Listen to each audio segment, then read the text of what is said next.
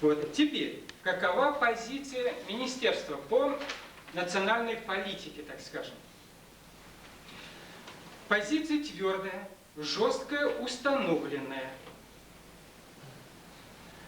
19 сентября 1998 года с подачи Министерства образования принята концепция государственной образовательной политики Чувашской Республики, в разработке которой принимали и ученые, принимали участие, все образовательные учреждения, высшие профессиональные образовательные учреждения, так, те, которые не разобрались в содержании, те могут обвинять или задавать вопрос, чем же занимается Министерство образования. Вот я позволю себе зачитать по национальной политике, по национально-региональному компоненту. Здесь черным по белому написано «Всемерное развитие национальной школы». Всемерное развитие национальной школы. Это мы протолкнули. Сейчас я дальше расшифрую. Позволю себе все-таки минут 5-6 выступить. Это не говорит о том, что национальная школа только чувашская школа. Всех национальностей школы, которые проживают на территории Чувашской Республики. Татарские, марийские, русские, все. Вот. И не будем судить сейчас работу министерства или там другого ведомства только по этому признаку, не зная работу. Следующий пункт. Обеспечение конкурентоспособности национальных кадров на отечественном международном рынках труда. На сегодняшний день, вот работая министром образования, я столкнулся действительно нехваткой кадров. Кадров не хватает. Мне даже в отдел воспитания я сегодня не могу подобрать главных специалистов. То есть проблема кадров стоит в нашей республике. Дальше. Исторические и культурные ценности России и Чувашии. Развитие национального самосознания. Так, вот откуда и пошло разработка программы сельской школы, образование и здоровье детей, программы «Дети Чуваши» и так далее, и так далее. Ведь одно из направлений деятельности Министерства образования – это разработка нормативно-правовой документации. Ну, дальше уже не буду говорить. Теперь дальше. Учет этнокультурных особенностей народов Чувашской Республики. Ну, дальше не буду говорить об этой концепции. Если вот каждый сидящий здесь и каждый житель нашей республики изучил подробно вот эту концепцию, я не говорю, что она совершенна 100%. Нет, так не бывает. Вот если в средствах массовой информации, через газеты, мы бы, допустим, пропускали каждый документ, и тогда каждый житель, который выписывает прессу, так, подписывается на ту или иную газету, конечно, разобрался бы. И тогда бы мы, конечно, не ставили бы вопрос сегодня вот, какие-то вот обострения национальных отношений. Да не было у нас никогда чуваши вот таких вот обостренных чувств национальных. Мы всегда русских считали как старших братьев. Так? Если девушка вышла чувашка за русского или наоборот, казалось, это все нормально. Так? Поэтому, конечно, озабоченность проявляет Анатолий Александрович, я вполне понимаю, и я согласен вот с его позицией, она мне очень нравится, я не дам, как вы сказали, эту лодку, да, раскачать лодку, и не нужно, каждый сидящий здесь и не сидящий здесь должен думать об этом. Что у нас мало субъектов федерации, где горячие точки, зачем оно нам нужно? Нам больно от того, что мы своих ребят посылаем туда и встретить их обратно не можем. Вот. Поэтому, конечно же, вопрос этот очень тонкий, поэтому говорить можно долго. Я от позиции Министерства образования вот с этой концепцией и другими программами считаю выразил. Теперь я хотел бы ответить на ряд вопросов, которые себе записал. К вашему сведению, все начальники управления образования больших городов являются членами коллегии Министерства образования Чувашской Республики. Членами коллегии. Они самое активное участие принимают в обсуждении, выработке тех или иных рекомендаций. Поэтому то, что делается в министерстве, так, чем дышит министерство, начальник управления образования и заведующий отделом образования, они знают. Потому что после заседаний всегда последует либо приказ, либо распоряжение, либо инструкция. Относительно сокращений в городе Чебоксар. Вот Наталья Юрьевна, очень часто встречаемся. Она мне не говорила ни разу, что в таком масштабе, большом масштабе, ну, тут прозвучало сокращение учителей чувашского языка в особенности. Об этом вообще речи разговор не шел у нас и не ведется. Она мне тоже тут говорит, Георгий Николаевич, да нет же такого. Мы, говорит, обсуждали в другом ракурсе эти вопросы. Да, под доплатом. Да я с ней согласен, потому что, ну, тут же депутат сидят, я 1 год здесь варился в этом котле, прекрасно знаю, как они желают защитить образование. А теперь возьмите, раз мы заговорили о бюджете, из года в год образование сидит, то есть бюджет образования принимается большим дефицитом. Возьмите бюджет Российской Федерации. Вы что, не знаете, что? Прекрасно знаете. Как принят этот бюджет? Бюджет по отрасли образования в Российской Федерации в целом равен бюджету на образование одного штата Соединенных Штатов. Вот такой вот пример привел наш федеральный министр Владимир Михайлович. Теперь, ну что делать?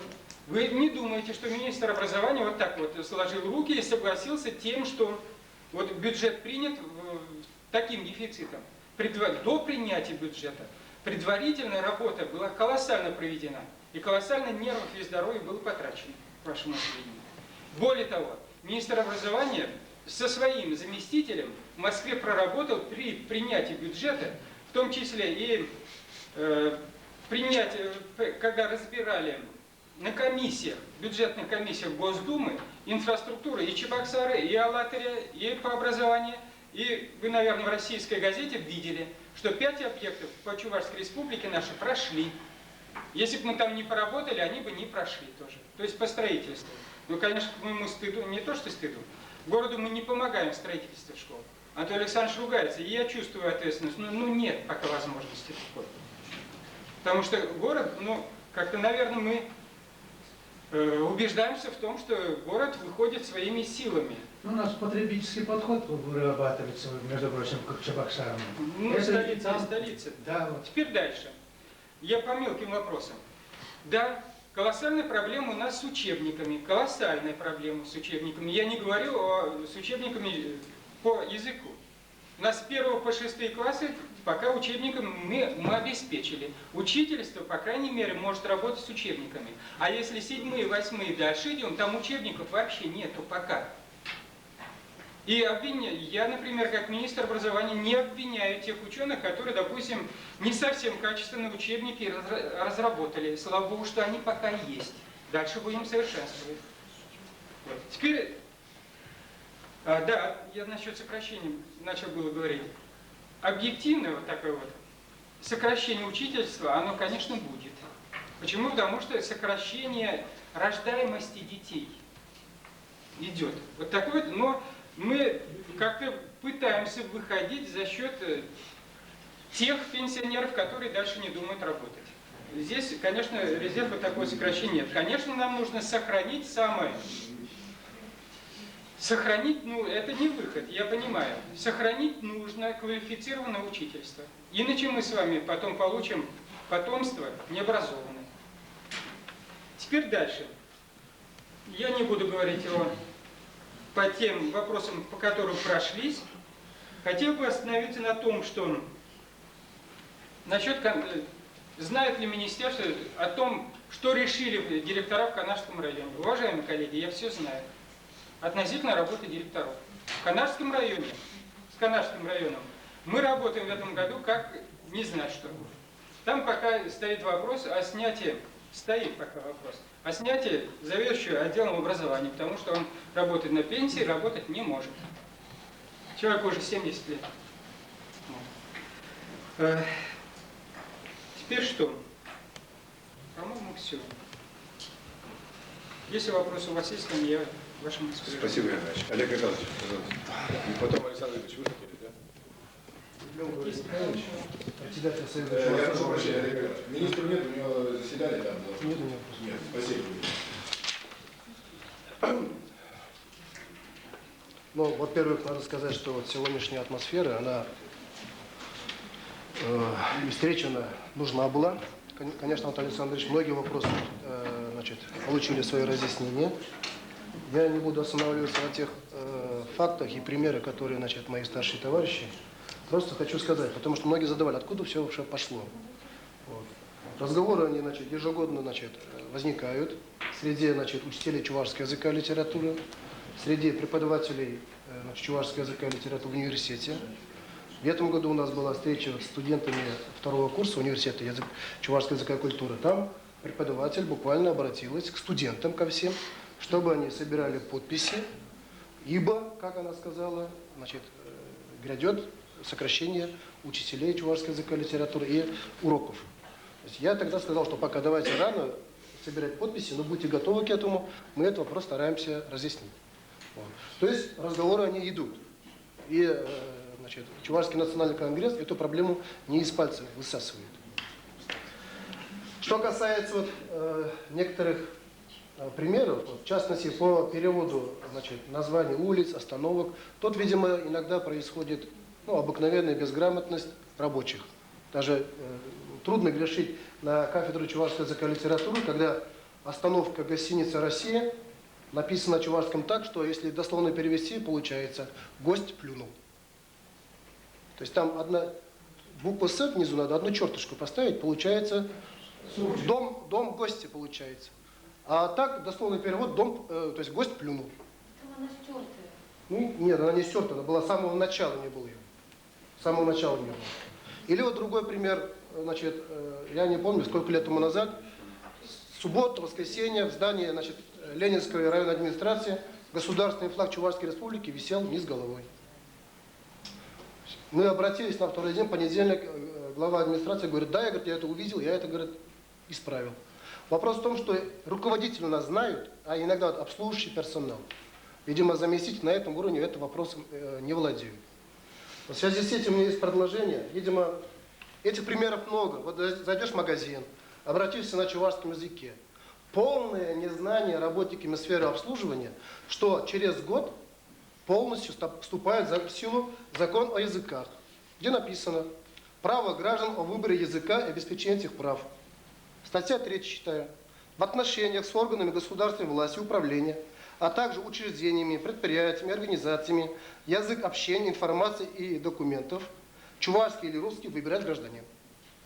То есть это полное право гражданина. Статья вступает, правда, через 10 лет. Закон принят в 90-м году. Остался год. Что мы сделали? Наступит 2000 год. Мы, опираясь на закон, это не экстремизм какой-то, или там, не национализм, мы будем требовать, чтобы статья 3 закона языка выполнялся. Но сфера обслуживания, торговля, работники, они к этому не готовы абсолютно. Поэтому возникает коллизия, когда судом увольняют продавщицу с работы за то, что она сказала, говорите на нормальном языке, когда к ней обратились на чувашском языке.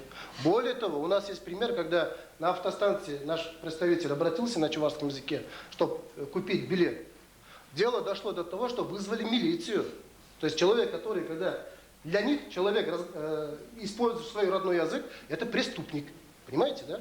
Вызвали милицию, сказали, хулиган говорит на чувашском языке только. Как мы не обращаемся к нему? Поэтому, видимо, надо вести большую разъяснительную работу, Александр Александрович, со всеми, значит, видимо, районными администрациями, но в первую очередь сфера обслуживания, торговли, они должны знать требования этого языка. Сперва, видимо, руководители, а чтобы руководители уже вели разъяснительную работу своими подчиненными. Есть программа, государственная программа, она называется «Государственная программа реализации закона Чувашской Республики о языках Чувашской Республики на 1993-2000 и последующие годы». Я уверен, что в городской администрации такая программа есть. Если этой программы нет, наверное, надо выработать. И просто надо требовать выполнения этой программы. Там, в принципе, все расписано. Чтобы соответствующие районы, крупные, значит, торговые предприятия, они имели такую программу по выполнению, по реализации закона Чувашской Республики о языках. Коротко. Спасибо. Вот такие у меня предложения есть. А так, мы, Анатолий Александрович, значит, силами вот членов Союза чувашской молодежи СУВАР, у них даже есть обязанность в течение полугода найти не менее 10-15 примеров нарушения закона о языках в городе Чебоксары. Мы это к вам направляли в прошлых годах. Даже была встреча у нас вот у архитектора. Мы, дали наши примеры. Но вот, проходя мимо, как были нарушения, так и они есть. Ничего не исправлено. Мало того, тогда оказалось в архитектуре, не могли найти закон о языках Чувашской Республики. То есть вот такие они, вроде бы мелочи, но они создают в целом картину, такую, которая никому не нужна, ни вам, ни нам. Тут Чебоксары и Чувашская Республика, мы всегда жили, спокойной была обстановка, и дай Бог, чтобы она и дальше соблюдалась. Но чтобы не допустить каких-то вот конфликтных ситуаций в 2000 году, видимо, сейчас надо вести в первую очередь большую разъяснительную работу. Спасибо. Олег Николаевич, просто в порядке реплики. Антон Ильич сказал, что достаточно долго, вот так масштабно, на уровне республики проводилось бы изучение чувашского языка. А вы хотите, чтобы за один год сегодня вся сфера обслуживания перешла на язык общения. Насколько я знаю этот закон, там многие вопросы взяты под сомнение и представлены в судебном порядке, потому что они не вписываются в общий контекст Конституции российского государства. Это первое, что я могу сегодня сказать. Так? Ведь там будет правильно сказать, каждый оставляет язык общения, тот, который он знает. И что мы будем с вами иметь? Равноправно, оба одинаково имеют право использовать эту статью, и знающий чувашский язык, и не знающий чувашский язык. Если мы сейчас вот так в такой плоскости будем говорить, что не помню где-то давно, может, как-то вроде как ремарка была бы тоже обозначена, что вот дождемся 2001 год, и тогда, и тогда. И там идет дальше многоточие. То есть, этого события не надо ждать. Что вот тогда мы переломим события, так? Вы знаете, я практически рассуждаю на этом вопросе. Если вот с такой меркой подходить, мы только навредим в этом плане. За один день, никто, давайте так откровенно говоря, это нужно изучить язык, это надо ликбез целый делать сегодня, у кого есть желание. А проводить такой налоги, если сегодня сфера обслуживания, особенно это, действительно подчеркнули, где действительно контактов больше происходит, но если ты не знаешь чувашский язык и не будешь работать, и ты будешь, в общем-то, давайте так, проводить немножко, так он тогда какого сорта будет этот человек? Тогда говорится, нет пророка в своем отечестве, тогда ему уезжайте из столицы Чувашской Республики. Нет, Или нет, Олег Николаевич, я вас внимательно слушал. Или тогда ему получается так, что он больше ничего не умеет, но у него высшее образование, или среднетехническое, или специальное, только торговля. А он не знает чувашского языка. И что ему теперь остается делать? В законе же там четко написано, если гражданин, имеется в виду, я пришел покупатель, я вступаю в контакт с представителями государства, кто. Я имею право выбирать свой язык. Да. Дальше я говорю, в законе четко написано, если, в данном случае, допустим, государственный служащий не может или, не владеет чувашским языком, кстати, закон потому и дает 10 лет. В 90-м году был принят, дали 10 лет. Чтобы за это время имели возможность изучить. Было сделано не как там при Балтике, когда приняли закон, и с завтрашнего дня начали требовать. 10 лет мы каждый год этот вопрос поднимаем перед президентом, что надо какие-то меры принимать. В законе четко написано, такой человек должен иметь своего переводчика. Если он не владеет двумя государственными языками. Не своего, а просто переводчик. Там, насколько я знаю, там два государственных языка. Да, русский и чувашский. Да. Если... Но не надо же подчеркивать, что вот один только государственный язык чувашский. Ни в коем случае. Если, допустим, человек, допустим, государственный служащий, он владеет только чувашским языком и не владеет русским языком, он должен изучить русский язык. То в данном случае или обеспечить переводчика. Или обеспечить переводчика, который ему бы перевел на русский язык. Ладно, Олег. Но это закон, закон. Жизнь нас рассудит. Насколько этот закон прав? Насколько я знаю, многие статьи взяты под сомнение судом конституционным, понимаете? Ну, вполне возможно. Я говорю о том, что надо хотя бы вести разъяснительную работу, чтобы люди были готовы. Вот разъяснительная работа. Я же это предложение даю. Чтобы было... Вот один вопрос. Везде муниципальные государства. У нас сегодня в сфере обслуживания, продажи порядка 70 это все частные магазины. Независимо от формы осталось собственности. 25, их может вообще не остаться. И тогда что? Это же моя. Вот я имею частную лавочку, правильно? Я обязан знать по языка. Я не государственный, не муниципальный, я частное лицо.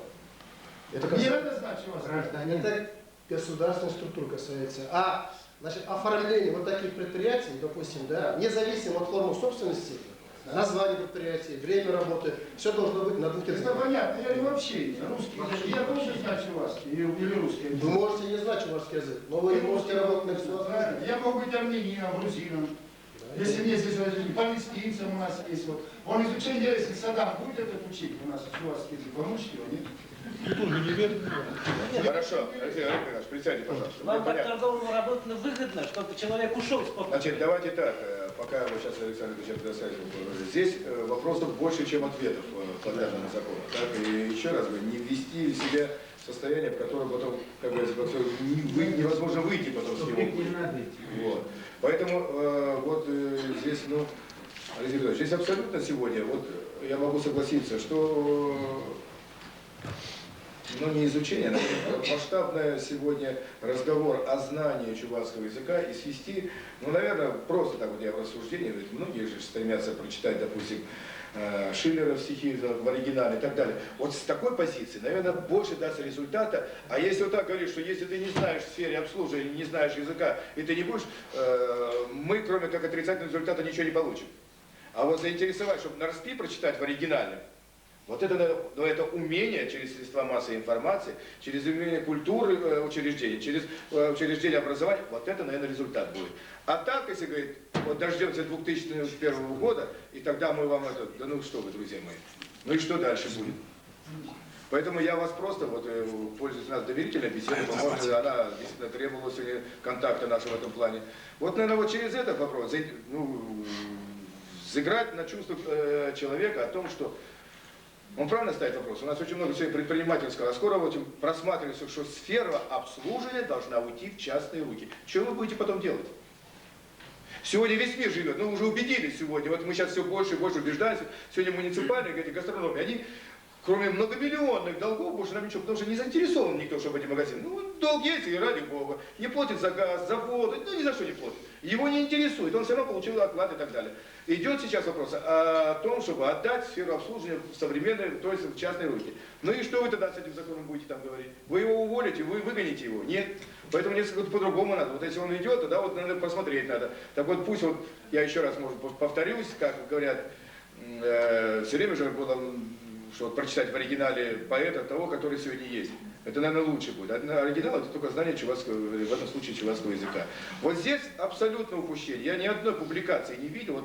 Вот, ну, тоже надо уметь разговаривать еще с аудиторией. Аудитории ведь разные бывают, аудитории. Вот заинтересовать все аудитории, все, молодежь и так далее, и так далее, и так далее, и так далее. Вот, наверное, было бы интересно так. Александр Ильич, пожалуйста, сейчас я вам слово предоставлю, мне просили. Я просто, наверное, не приветствую сегодня, потому что я был все-таки депутатом, который принимал данный закон в свое время. Начальник управления здравоохранения города.